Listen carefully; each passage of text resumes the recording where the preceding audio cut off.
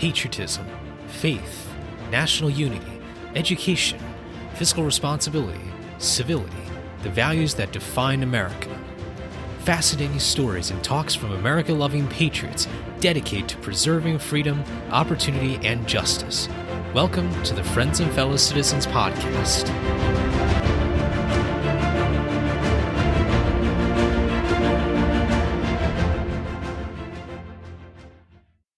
Hello, everyone, and welcome to episode 106 of Friends and Fellow Citizens. I'm your host, Sherman Tylowski. Thank you all so much for joining me this week. I hope you're having a wonderful start to your October 2022. If you haven't already, make sure to subscribe to Friends and Fellow Citizens on your favorite podcast app, or you can subscribe to our email list to get some latest notifications and updates. Also, be sure to check the link down in the show notes below to check out our mini merchandise store. We're selling our Friends and Fellow Citizens mugs. They are made in two types of shapes, made in the USA. You certainly don't get a lot of those nowadays, but it is a wonderful way to not only get an amazing mug for your favorite beverage, it's also a great way to support the program, and I really appreciate, once again, to all of our Patreon supporters and our subscribers for their incredible loyalty as we wrap up 2022 in just a couple months' time. Today's guest is Ian Easton. Ian is a senior director at the Project 2049 Institute and author of The Final Struggle: Inside China's Global Strategy. He also wrote The Chinese Invasion Threat, Taiwan's Defense and American Strategy in Asia. He previously served as a visiting fellow at the Japan Institute for International Affairs in Tokyo, a China analyst at the Center for Naval Analyses in Virginia, and a researcher with the Asia Bureau of Defense News. Ian holds an MA in China Studies from the National Chengchi University in Taiwan and a BA in International Studies from the University of Illinois Urbana-Champaign. He studied Chinese at Fudan University in Shanghai and National Taiwan Normal University in Taipei. Ian is a wonderful person to work with. I had the opportunity to intern for the Project 2049 Institute, and I can tell you that he is incredibly knowledgeable about this area of U.S.-China relations, but also U.S.-Taiwan relations. Certainly very, very pertinent to our world today. All right, ladies and gentlemen, well, I am very, very excited to have Ian Easton on to our program here on Friends and Fellow Citizens. Ian, thank you so much for coming on to our program today. Sherman, thank you so much for having me on your show. Well, this is obviously a very, very critical topic when it comes to foreign policy and to really, I think, to a much grander scale, the scale of the power imbalance or power structure within our world today. And I'd like to first get started on asking you a bit about how you began your research interests about U.S.-Taiwan relations and really just in general U.S. foreign policy in the Indo-Pacific, which is constantly evolving, it seems like every single day. Well, I was born and raised in a rural area in Illinois, out in the cornfields, about 2 hours outside of Chicago, and loved it. It's a wonderful place, but it really wasn't for me. I was very restless, and I wanted to go see the world. I wanted to study languages, and so I ended up trying a bunch of languages. I stuck with Mandarin Chinese. And one thing led to the next. I studied in China, and then I studied in Taiwan, and just kind of fell into it. So, do your family or friends still ask you for any Chinese lessons whenever you go back to visit? No, not anymore. There was a while where it was still very much unique, and very few people studied Mandarin 20 years ago. But now everybody does. And so now it's not quite as special, but still something I enjoy a great deal. Oh, that's great. And when it comes specifically about Taiwan, when you had that opportunity to study in Taiwan, what was it about Taiwan that really stood out to you? Maybe not just as an area of research later on, but as a place in terms of the people, the culture, and just anything else that you find unique about it. For me, it was a big surprise going to Taiwan because I had been told in college by some professors and some of the officials in the study abroad program that China was the future. China was the place to go, and Taiwan was kind of a backwater. And so I went to China first, and it was the same kind of narrative that I heard in China, that China was the future. China was this rising superpower, and it was a very exciting place to be. And then when people found out I wanted to go to Taiwan to continue my language studies, uh, there was a bit of pushback on that. And so when I arrived in Taiwan and I saw for myself what a wonderful, amazing place it was, I was surprised. I was surprised at how, you could have a narrative be A and then reality be not B or C, but Z. I mean, just so far away from what you had been told. What I discovered was a country that is not treated as a country. Taiwan it is an independent country. And if you live in China, if you live in Taiwan, you can see that these are two very, very different countries, radically different forms of government and experience and history and even culture now. And just a great pro-American democracy. So I really enjoyed it. I thought their education system was fantastic. And so I ended up staying. I did language school and then I did grad school. And it must have been such a whirlwind of differences, right? Like just going across the Taiwan Strait, and all of a sudden you're in a totally different place. It almost kind of makes you wonder, like, okay, what is going on here, right? Like, you kind of start asking additional questions about why this is the case. Why is it that they're speaking Chinese? Now, obviously, there's different forms of Chinese, but why? And they're speaking Chinese, but why is there this tension, this conflict here? And just to give a bird's eye view of what U.S. study of U.S.-Taiwan relations is like, what is most unique about the research and just overall kind of the experiences that you find when you conduct this level of study in a field of international relations where so much can be at stake depending on how different sides take action here? Yeah, so I mean, one of the most interesting elements of doing research related to Taiwan is just how politically sensitive it all is. Every time you talk about Taiwan, you're really talking about what most people perceive to be the strategic nerve center of the world. I mean, this is the most dangerous potential flashpoint. It's a place where the world's two superpowers, the United States and the People's Republic of China, could actually fight a war. And so, unfortunately, Taiwan's entire existence is under threat. And that kind of colors the Taiwan studies community. And it has for a long time. One of the most unique things about writing research proposals, for example, and looking for grants to do research focused on Taiwan, and especially Taiwan security issues, which are, I suppose, the most sensitive part of the whole research community, is how over time it's evolved. So now this has become much more normalized, much more accepted. But when I started, it was kind of taboo. People didn't talk about Taiwan. People didn't talk about Taiwan as if it was a real country. And people didn't want to talk about the danger of a potential military clash in the Taiwan Strait. It was something that Congressman Randy Forbes referred to as the Voldemort effect, that everybody knew how bad the situation could potentially be, and nobody wanted to talk about it. People were scared of it. Very happily, though, that has started to change. And there's been a real remarkable shift in the discussion, I would say, over the past 5 years. And so I think the Taiwan research community, Taiwan studies, has become much healthier than it was before. Indeed.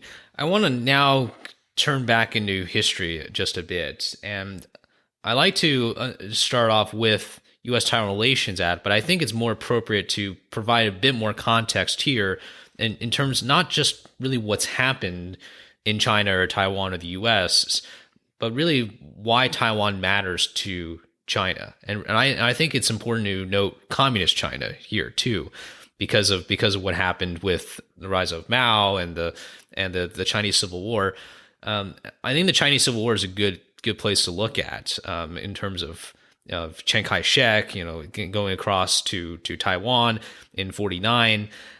Ian, tell us about the significance of Taiwan to the Chinese Communist Party as it relates to the Chinese Civil War into the Cultural Revolution. Well, it matters a great deal to the Chinese Communist Party because Taiwan's continued existence as a free and independent country really calls into question the entire founding narrative, or you could say myth, that the Chinese Communist Party has espoused since 1949. The line from Beijing is that there's only one China in the world, and it's the People's Republic of China, and that the Chinese Communist Party gets to represent all of China, and in fact, all Chinese-speaking people wherever they are in the world, and that they get to define what is Chinese civilization, what is Chinese history, what is Chinese culture. And Taiwan, the Republic of China, the ROC is of course the official name of the country of Taiwan. They are, I mean, there in reality there are two countries with China in their name, right? There's the PRC and the ROC, and the fact that Taiwan has become this very liberal and very economically and politically and socially successful, really it's a miracle of post Cold War history. It's become a very successful country. And that calls into question the Chinese Communist Party's founding narrative. And especially, with every passing democratic election in Taiwan, that makes the legitimacy of the government in Beijing, it really calls it into question.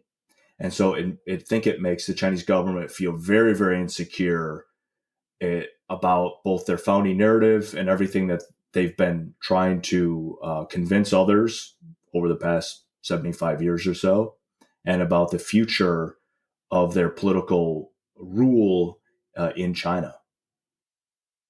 Fortunately, we have not seen a conflict yet, but that's a huge concern that's this unique place of Taiwan could be such an unfortunate battleground for China. And we'll talk a little bit more about kind of the military capabilities and whatnot.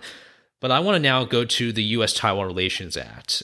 Ian, just give us an overview of what that act was and why that act was so significant, and perhaps even more so now that we still reflect on that and think about the consequences of the U.S.-Taiwan Relations Act. Yeah, so when the Chinese Communist Party won the Chinese Civil War started about 1927, and it ran 22 years. For most of the war, the Chinese Communist Party was waging guerrilla war as an insurgency. That's how I think we would think about it today. The last few years of the war, the Red Army, what is today the People's Liberation Army, grew and grew, and they had some amazing battlefield successes.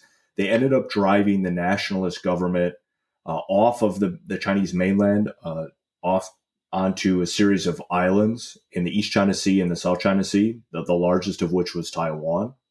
And that is where Chiang Kai-shek, the leader of the ROC government, established his emergency government in exile in December of 1949. It was meant to be a temporary base where his troops could resupply and recuperate after losing the fight in the mainland. He still had by far the most powerful air force and the most powerful navy, but his army was no match at this point for the People's Liberation Army. And so that ended up ultimately resulting in a stalemate from 1949 until this day. Now, from 1949 until 1979, for 30 years, the U.S. government recognized Chiang Kai-shek's ROC government. We had an embassy in Taipei. We stationed tens of thousands of U.S. troops in Taiwan. It was a major CIA base, major base for the Navy, the Air Force. The Marines would conduct amphibious operations there. During the Vietnam War, It was a major place for R&R and for it's a transshipment hub. Is a major point for signals intelligence. So listening stations that the NSA uses to monitor Chinese military and political activity in the People's Republic of China.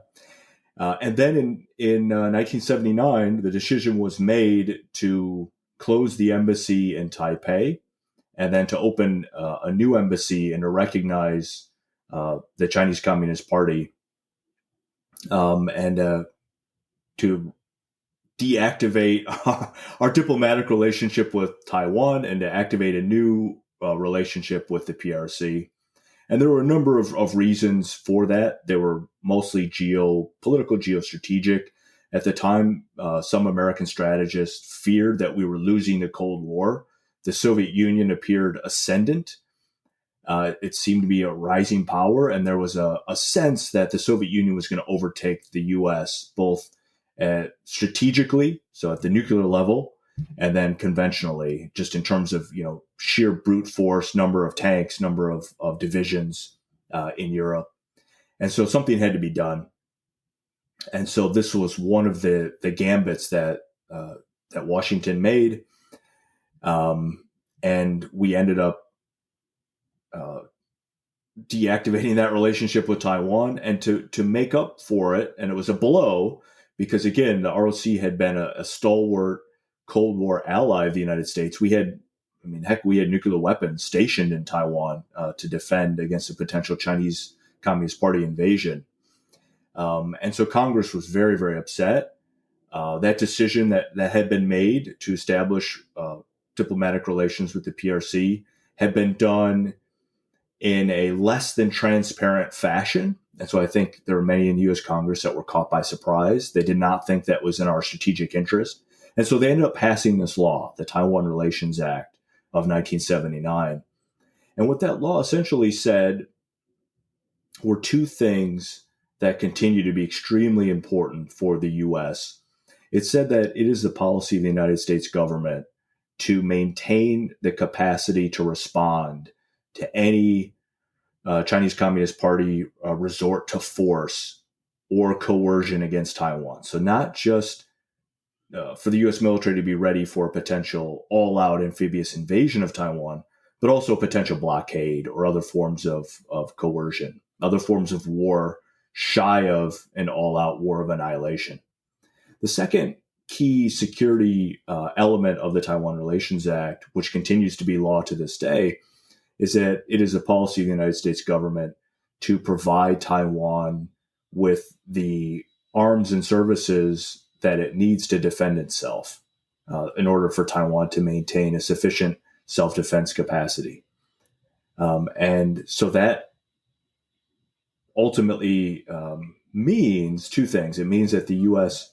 has to have war plans for the defense of Taiwan, that the U.S. military has to be ready for that potential scenario. And it's by far the most difficult, most challenging, most stressful, most potentially dangerous scenario that the Pentagon has to worry about. And it also means that the U.S. government continues to support Taiwan's military, both through the provision of weapon systems, arms and equipment, military equipment, but also training and other forms of support, including intelligence support. And so it puts us in a very unique position because here Taiwan is a country that officially the U.S. State Department does not recognize as a country. But again, we have this very close relationship. And luckily, the Taiwan Relations Act has enough flexibility built into it that it really gives the U.S.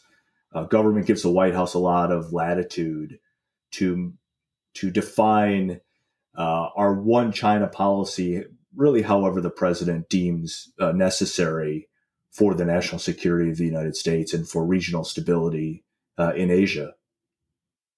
That's a really good overview because it kind of gives us an idea of kind of what led up to that. And I think the Taiwan Relations Act is always an interesting topic too, because there's always constant debate about whether or not to update it, because so much has happened since 1979. The Congress is very different. The presidency is the presidents have changed, right?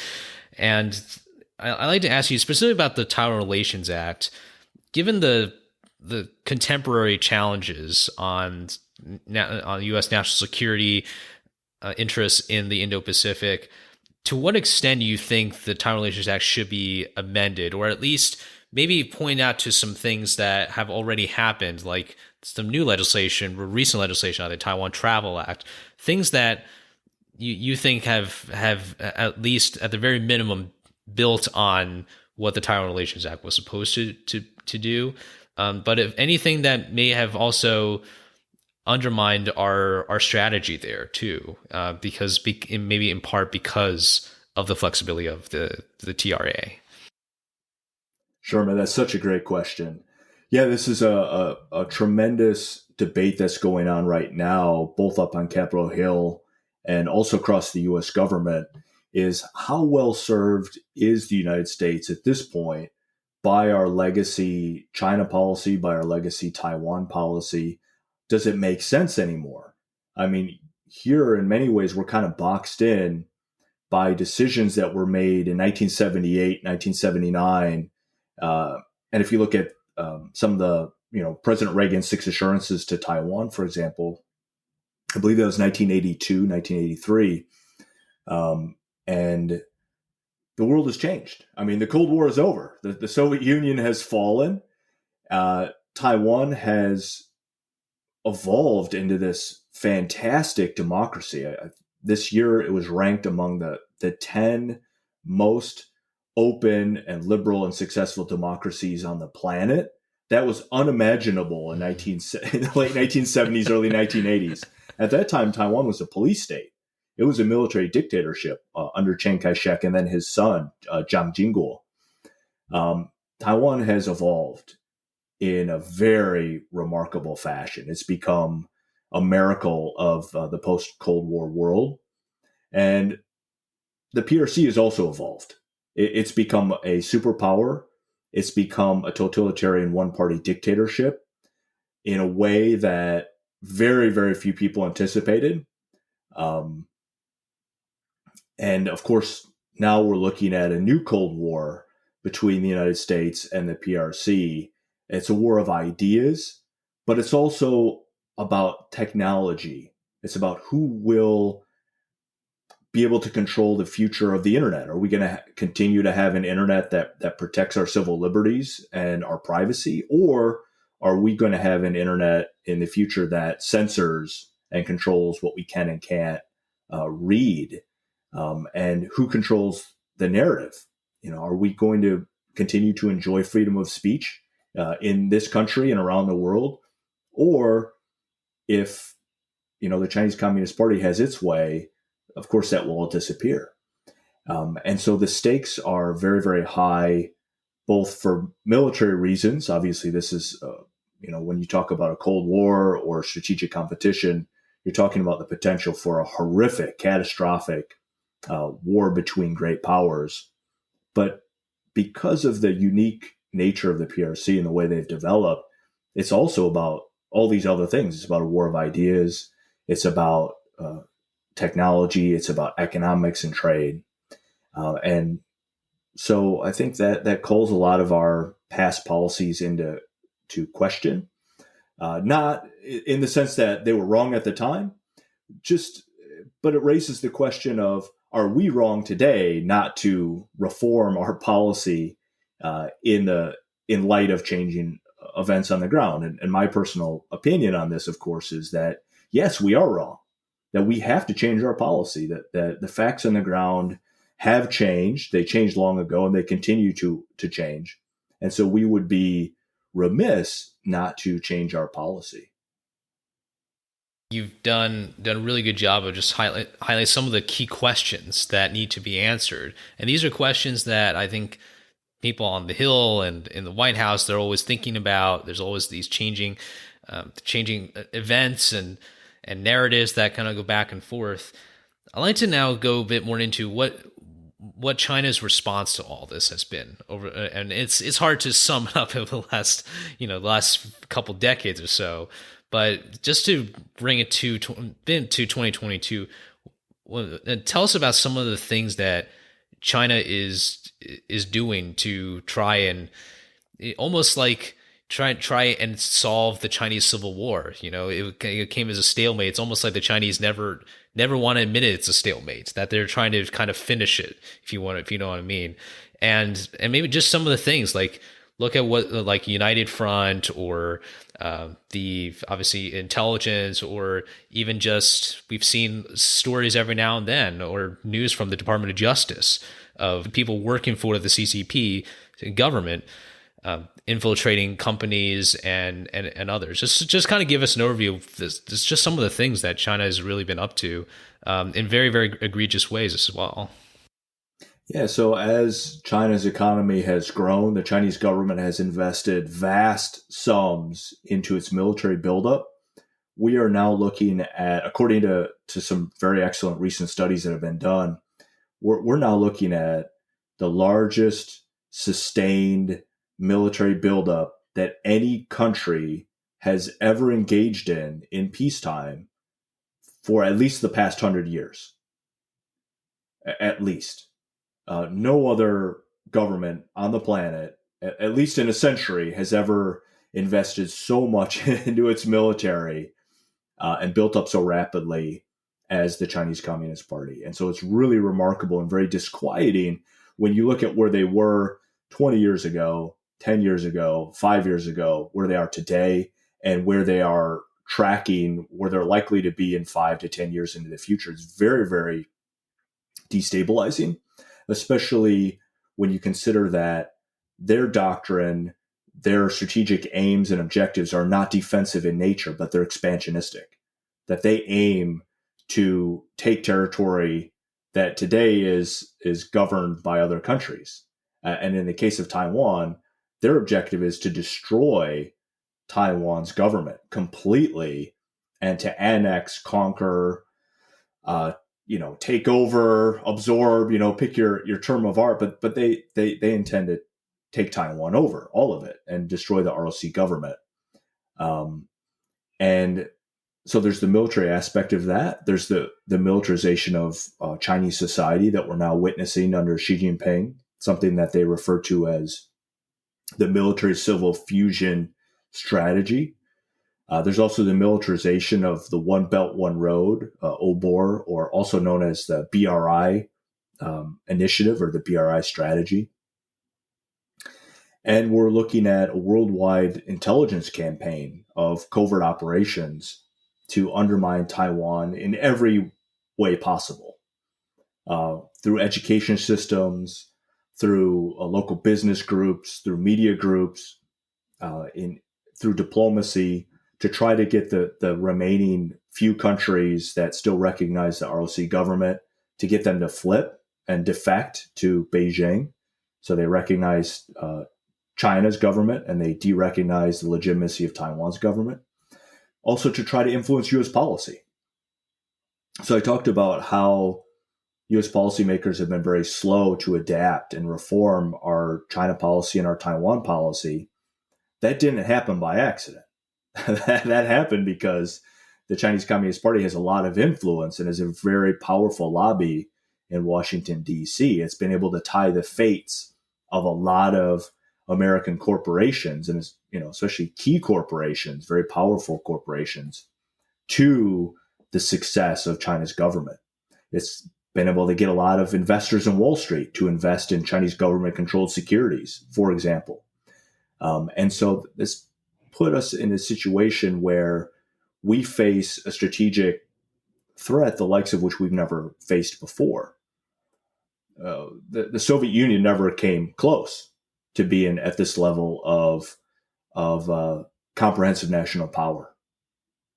Yeah, you mentioned just some of the things. We'll get to your book a little bit later, because I think it's just fascinating to see the kinds of research that you've done, Ian, and I think it's a really great service to the policymaking world, because they need people like yourself who are looking at the data, looking at the facts, looking at all these things, taking that time to do research that can be for lawmakers. They might not have as much of the willpower. They should, but there's so many different factors that come into play. So I want to now look into just some of those military capabilities. And there's I mean, there's a million different kinds of military equipment, right? We don't have any time to go through every single one, but what are some of the key elements of the PLA that, or some, I should say, some of the technological developments or anything that you find that you think militarily is going to be increasingly significant as we think about, unfortunately, that potential of an invasion of Taiwan, but also maybe to, if you can comment a little bit on the cyber element too, because that's such a new terrain and one that Taiwan is at the very forefront of. Well, the cyber domain is a very significant challenge. When Speaker of the House Nancy Pelosi, she recently visited Taiwan, and it became quite the geopolitical event. Beijing really went over the top in terms of their campaign of coercion, and they made some very extremist threats. And ultimately, they not only threatened through their propaganda services, they threatened to kill our Speaker of the House, to shoot down her plane, which of course they did not. Her plane was escorted by the U.S. Air Force, and I suspect when she got close enough to Taiwanese sovereign airspace by the ROC Air Force, the Taiwanese Air Force. But China ended up firing ballistic missiles over Taiwan, right over the capital city, which is extremely provocative. We've never seen anything quite like that. It's very remarkable.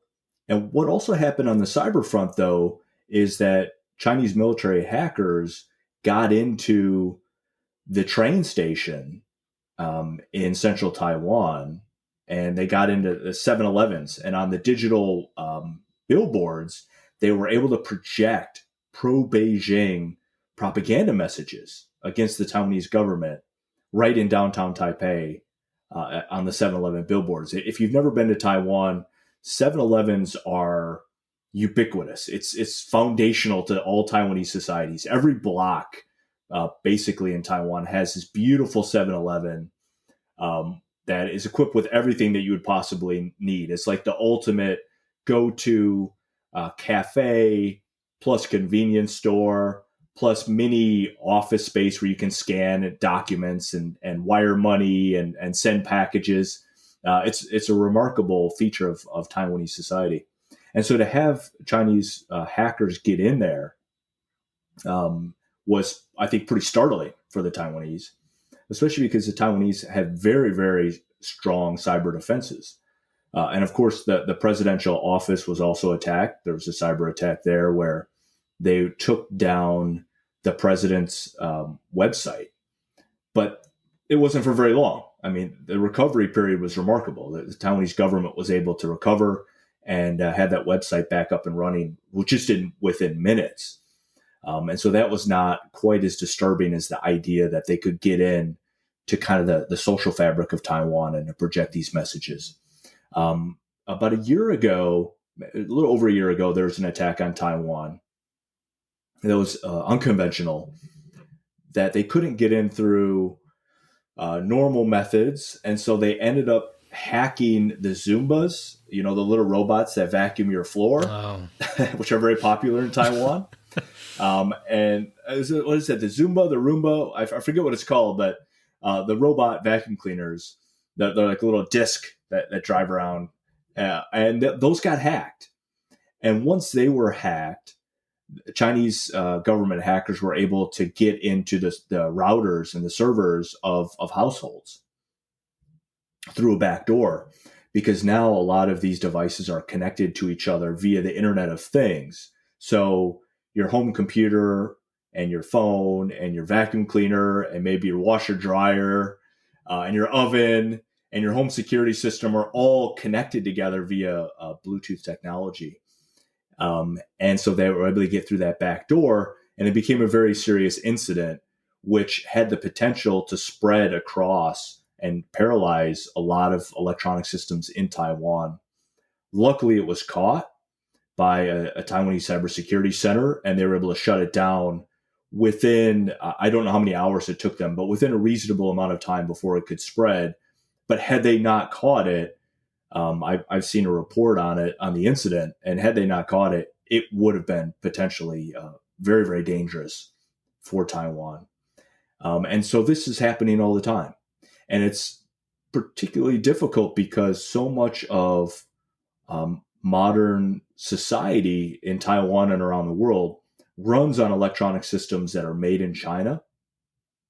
And very often, they're not only made there, the hardware is not only made there, but they're made by Chinese state-owned enterprises, or they're made by Chinese companies that are known to have a very close working relationship with Chinese intelligence services and with the Chinese military. And so they have backdoors installed in them. And so this is a problem that we face today in the United States. I mean, you go into Best Buy, you go to Target, look at the smart TVs, look at the drones, look at the desktops, the laptops, home security systems, look at the smart appliances. It is remarkable how many of them are made by companies that the Pentagon, the U.S. Department of Defense, calls malign, dangerous actors. And so the U.S. government, as of, I believe, the year 2020, has actually banned the use of these electronics, but they're still available on the commercial market. And of course, that's not just the case in the United States. That's globally. One of the most popular cell phone providers in Taiwan is controlled by the CCP.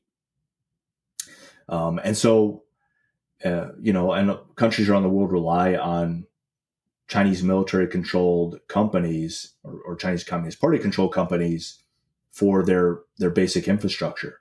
And so this puts the cyber threat, I think, it casts it in a different light.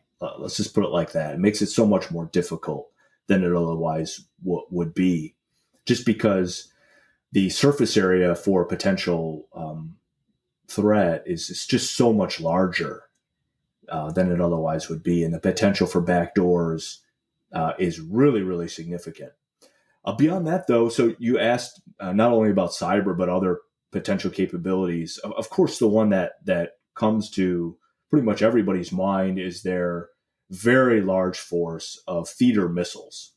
So these are ballistic missiles and cruise missiles that have theater ranges. So they're not intercontinental, but they can go thousands of miles, and they can strike targets anywhere in the Indo-Pacific region, depending on the variant of the particular missile.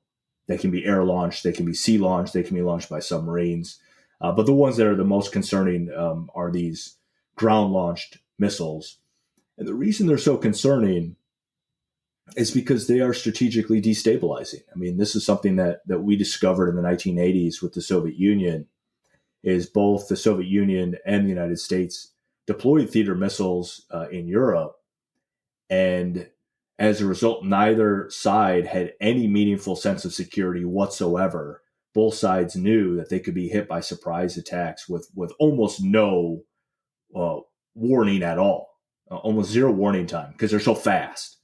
You know, if you have a ballistic missile pointed at you and it's deployed 300, 400 kilometers away, it can arrive and hit its target in 5 minutes. If it's, say, 800 kilometers away, you might have 7 minutes warning time if you're lucky. Well, I should say it takes 7 minutes to get from the launch pad to the target. And so then how much warning time does that give you? And that's an open question, right? Is how good are your satellites? How good are your radars? How good is your communication networks, especially in an environment where there could be cyber attacks going on? There could be other deception operations. There could be intelligence operations going on. And so what this does is it forces countries to go to positions of high alert during periods of crisis. And it elevates, I think, by a great deal, the risk of terrible miscalculation and a potential war that nobody wants. And so this is a very concerning aspect of China's military buildup, is their remarkable focus on these types of theater weapons. You mentioned about the Roombas. I never heard of that story. That's really really shocking. I guess Taiwan's never going to hire someone from China to ever vacuum their carpets anymore after that incident.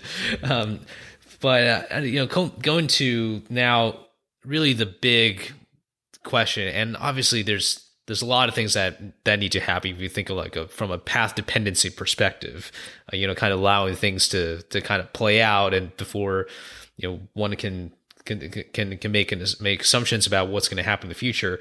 But given what you've seen and your research, and you've done obviously extensive research on these military capabilities, which I think is really, again, very, very critical for policymakers and for people who are interested in studying this issue. What do you think are the chances that China will launch an attack on Taiwan?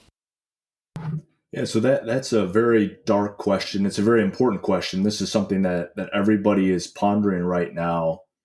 It's one of the most important questions that we face and are likely to face in our generation, and maybe for generations to come, because this is ultimately a question of war and peace in our time. We've seen a war in Ukraine. We've seen what happens when deterrence and war prevention efforts fail, and you have a war of aggression.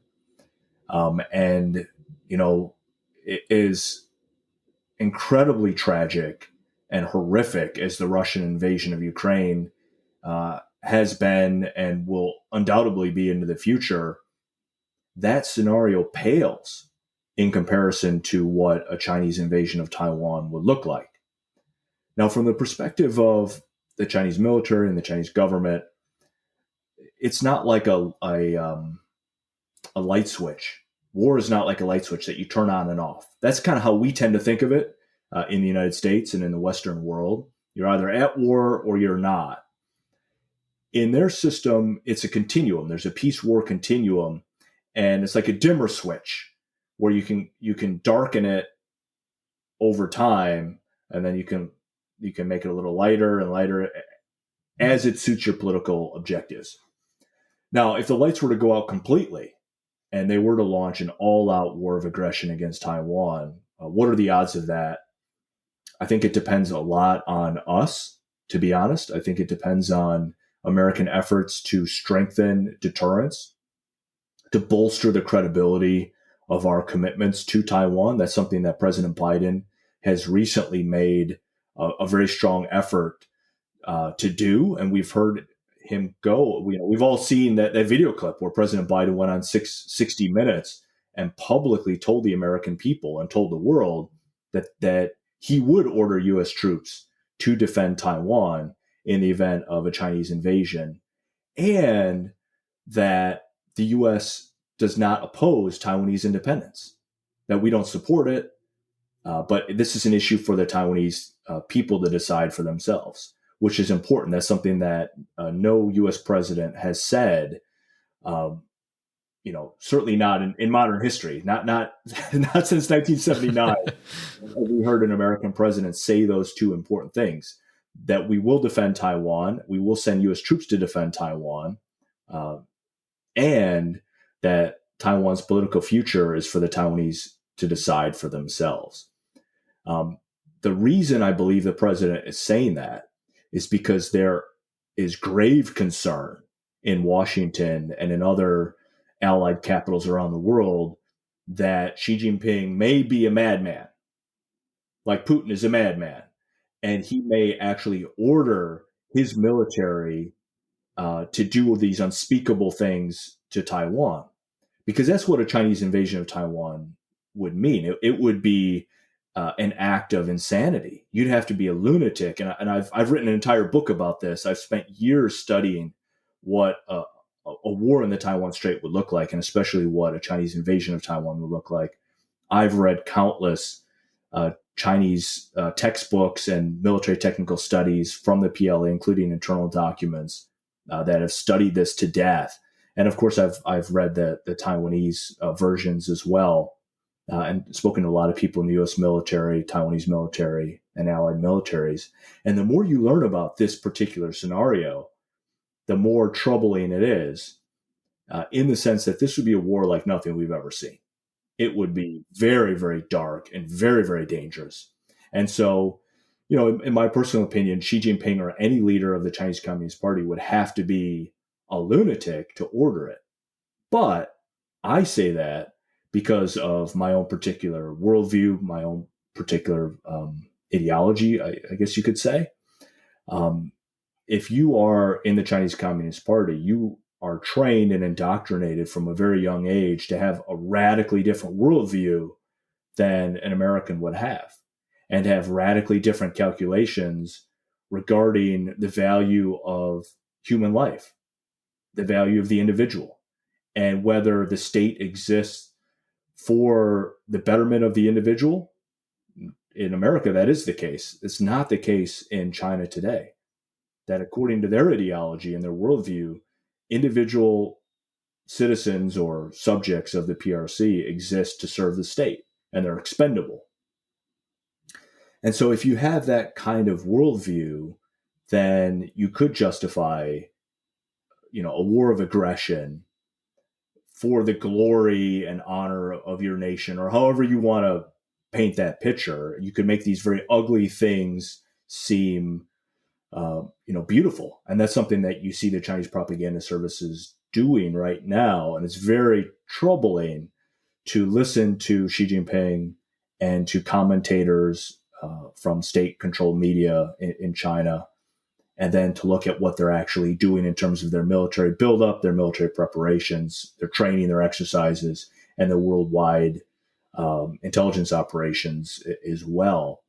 It all leads to the conclusion that this is a war that could actually happen in the foreseeable future, in the future that we're all going to, God willing, we'll all be around to see it. We'll all be alive in the next 5-10 years. And so this is why I think it's so incredibly important that President Biden said what he did, and that the Pentagon and other branches of the U.S. government are now preparing for this much more seriously, because the better prepared we are as a nation, the less likely it will actually occur. And of course, the same is true for Taiwan. The better prepared they are, the stronger they are, the less likely it will be that they'll actually be attacked. As I think about what you said, Ian, about this dark question, I also think about how this could be a once a lifetime opportunity. As things become things get more concerning, I think it's a good opportunity for America to find not just new solutions or not just new ways to counter Chinese influence, but also to find new solutions for public service. I think that there's so many ways that people can serve for the country in a cyber capability. There's so many ways that people can vote with their feet to advocate for greater action, for more proactive action on protecting Taiwan. There's so many different ways that people can get involved, and I wish that, and I hope that we as a country can be able to think, just like with what's happening in Ukraine. There were so many different ways of people. There was the whole Airbnb thing that was really interesting, which I didn't think of. But it's something that I think it's a big benefit of the United States and its allies, that we have this capability of this diverse array of creativity and power and all that we have to exercise. And I want to now turn to the final question before we get to the reflection phase of our podcast here. There's an expression in Chinese. It's called 一山难容二虎. Not sure if you've ever heard of that, but it basically means, it translates to, you essentially cannot have two tigers on the same mountain, which means that there can only be one tiger on top of that mountain. While there's so many probably almost similar expressions, I think the Chinese think about that kind of expression, or at least the ideology, a lot. And that's part of the disconnect that I see between what's happening now, what the CCP believes, and what I think the American people should learn about. And Ian, so I think this is a good transition to your book. Just give us a preview of your book and tie it back into some of the things that you like to see, not just as not just what lawmakers should do, but maybe what the American people can do every single day to be able to uphold the democratic values that we so humbly cherish, but also the importance of what every single American can do to to help people in Taiwan, or really just to support the free market, the free democracy that we all want to remain in for the rest of our lives. So the new book, The Final Struggle, is about China's global strategy. It's about the worldview of the Chinese Communist Party, and in particular Xi Jinping himself. So it tells the story of what the strategic vision that the Chinese government and the military have for not only the future of their country, but the future of the world, and what that vision means for the United States of America and other democracies. And ultimately, the conclusion of the research, I worked on it for over 3 years and read a lot of speeches, watched a lot of speeches as well, because sometimes what they say in video is not the same thing that comes out in the transcripts. And of course, what is said in Mandarin is rarely, exactly what is translated in English when they release the English transcripts and translation. So you have to go back and look at the originals. And I read a lot of the textbooks. So today, they are engaging in patriotic education for elementary school students. Xi Jinping has launched this cult of personality around himself. Again, this is, the Chinese Communist Party has always been a one-party dictatorship. It's based on a Marxist-Leninist ideology, but the role of the dictator and the characteristics and the personality of the dictator have changed over time. So Mao Zedong was an absolute tyrant. He died in 1976. The leaders that followed him they were also killers, but they were more mild-mannered, and they were more open, and they were less tyrannical. They were authoritarian, but you wouldn't think of them as tyrants. That has changed over the last 10 years under Xi Jinping, that he is a true tyrant, the likes of Mao, the likes of Stalin, the likes of Hitler. We've not seen a leader like him in a very long time. And certainly we've never seen a superpower in the grip of a guy like that. And so I wanted to get inside his head to the extent that I could for this research. And so I read all about him. I read his books. I listened to speeches. I read those textbooks that they give elementary school students, and then the textbooks that they give high school students, and then the textbooks that they issue to graduate level students at the Central Party School, to try to get a sense of how this guy sees the world and what is Xi Jinping thought. That's his own personal ideology. And so the book tells those stories of how he sees the world and what China is doing and what they intend to do. So it's about their plans and objectives for the future. And I can tell you, it was a very dark thought exercise. I did not expect the situation to be as bad. When I started the project, I did not expect, well, I guess there were two things that surprised me. One was just how dark their worldview is, how anti-American it is, how anti-democracy and individual and human rights it is, and how dangerous it is to all of us. And the second thing that surprised me was just how influential the Chinese Communist Party has become. Whether you look at their influence at the United Nations, global standard setting bodies, like, the bodies that set technology standards, for example, for 5G technology. Whether you look at their influence on the media, their influence on Hollywood, influence in universities, influence on banks, and of course their military power and their intelligence capabilities are really, really remarkable. And so the book talks about all those things. And then I talk about the future of U.S. PRC strategic competition, the new Cold War.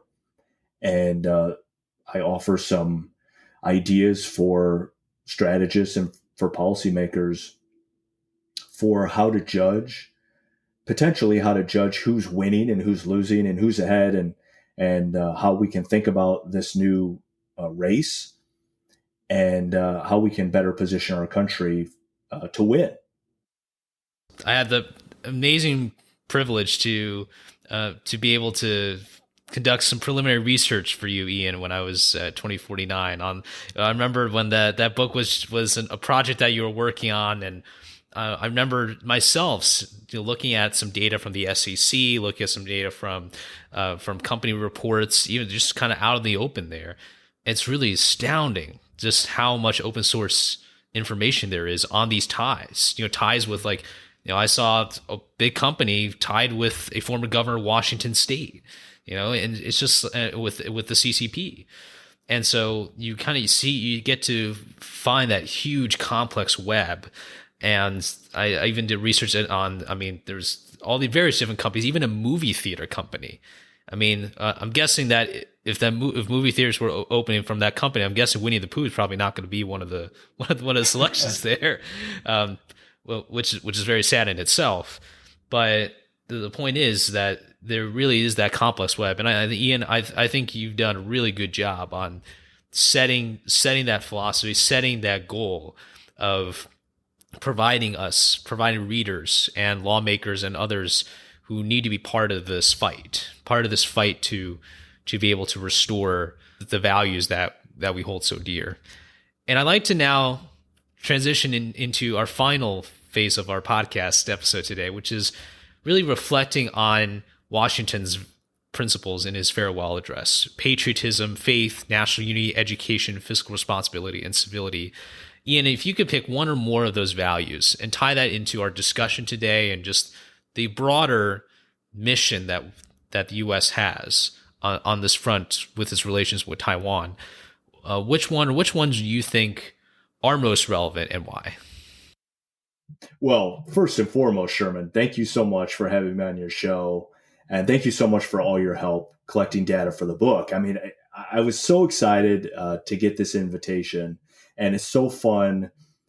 In many ways, it feels like this has come full circle. I remember, in the early stages of collecting material and kind of sketching out what was going to happen with that book project, having you as part of the Project 2049 Institute team.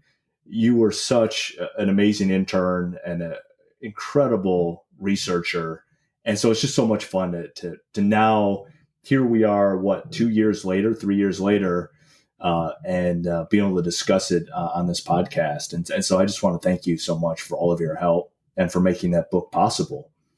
And then in regards to President Washington and some of the themes that you laid out, one of the things that, I guess there are a couple things that struck me in the course of the research, and you'll see those in the final chapter of the book, just the importance of dynamism, that the free and open American system allows the United States to make some pretty significant blunders, whether they're foreign policy blunders or whether they're domestic policy blunders, and then course correct.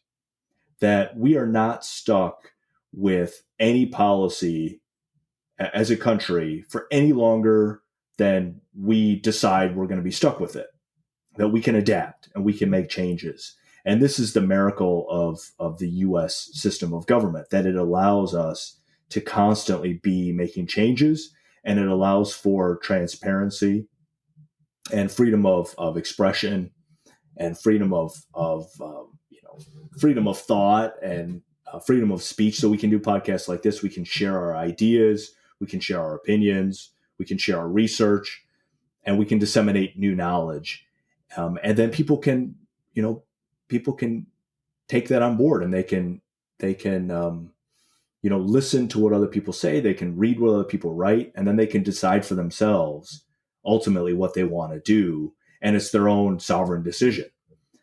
And that allows us, I think, as a country, a great deal of flexibility. And I think it's going to be a tremendous asset to us as we do wage this new Cold War against the PRC. The other great advantage that we have as a nation, that in spite of a lot of, I would say, the discourse and the narrative about our country being so divisive and divided, and blue states versus red states, is in my experience traveling around the United States, with very few exceptions, I think Americans get along very well with each other, irrespective of their religious beliefs or their financial status, or their, what their job is, what their age is. Americans tend to love each other. Well, we really do, and I think that when tensions build up, there are outlets for that, and that keeps our society much more stable and much healthier than it otherwise would be. The fact that we can constantly complain about our government, I think, is a very healthy thing and a very helpful thing. And so I think that that's a big part of it, is the importance of civil discourse, the importance for Americans to treat each other with respect and dignity, irrespective of political views or religious views or any other opinions, I think is so incredibly important. And to have a government that is very,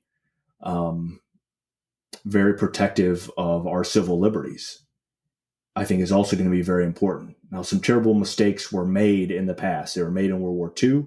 They were made in the early days of the Cold War, where civil liberties were violated. During the Red Scare, for example, from about 1950, late 1940s, up until the early 60s. And there were terrible violations of civil liberties. And of course, there are violations of civil liberties that continue to this day across American society. And that's why it's so important that we have rule of law in our country, and we have free and open media, and we have freedom of speech that allows us to have a much more civil discourse and a much more humanistic and rational form of government than you see in virtually any other place in the world. Very well said, Ian. I couldn't have said it better. It's really remarkable, the foundations and understanding the foundations of our country, and to reflect the big successes that we've had.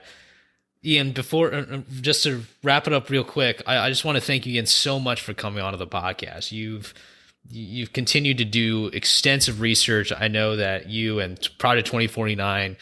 I mean, it seems like, with every passing day, week, year, your work is more important than ever before. And I think is not a coincidence. I think it's because there is a need and a desire. I think not just among people in Washington, D.C. I think people across the country are curious. I think that's why we have episodes like this, because if there was an interest, that we wouldn't have an episode or a conversation. And so seeing that level of interest, and to know that, knowing, kind of my roots with Taiwan, through my mother's side of the family, I'll never forget the importance of learning traditional Chinese. The Chinese has been around for thousands of years, little things like, instead of the simplified Chinese, learning, just little things like that, I think can make such a big difference on how people see the world and their role in this fight that we are in, this fight that we probably didn't want to pick on, but it's the way the world is now. And so, Ian, I will obviously link the book down in the show notes below, so people can check out that book if they so wish to do so. I highly encourage people to check out Ian's book. He's got some kind of secret sauce to keep readers hooked. I don't know what it is, but I need to get some of that when I write my first book. If Ian's so kindly share, maybe it's already patented, so maybe I'm too late on that. But Ian, once again, thank you so much. If you have any final words, the floor is yours. Sherman, thank you so much for having me on the show. Thanks again so much for all of your help doing research for the book and when you were interning with us at the Project 2049 Institute. It's just so much fun. It really feels like we've come full circle from the early days of research until now. Having the book out there and being able to talk about it and to share some thoughts, it's just such a great honor and a great pleasure. It's great to see you, and really appreciate the opportunity to chat today. I really appreciate the kind words, Ian. Thank you so much. Thank you all so much for listening to this episode. I hope you enjoyed it. Make sure to check out, once again, Ian's book down in the show notes below. You can purchase that book very easily through that link. Also, check out a couple of the other links there down in the show notes below to learn more about our program and to support our show.